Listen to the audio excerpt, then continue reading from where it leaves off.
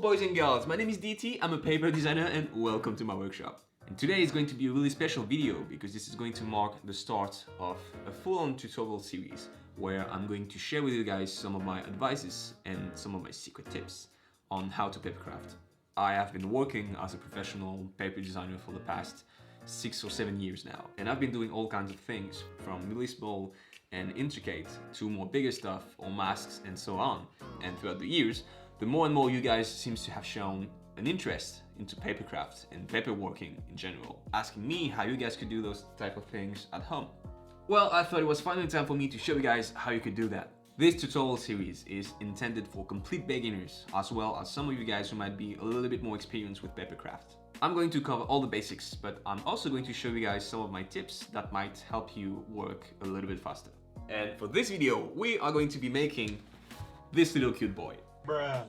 I am going to talk about all the tools you're gonna need, how you can find and download the templates on our website, what type of paper you should use, how to print, how to score, how to cut, how to glue your pieces together, and finally, how to assemble the whole thing. And in this first video, we are going to cover all the tools you're gonna need. So I guess we don't need you anymore.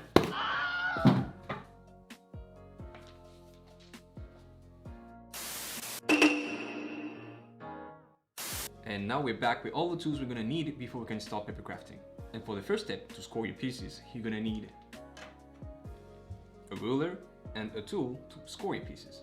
And in this case, a bone folder.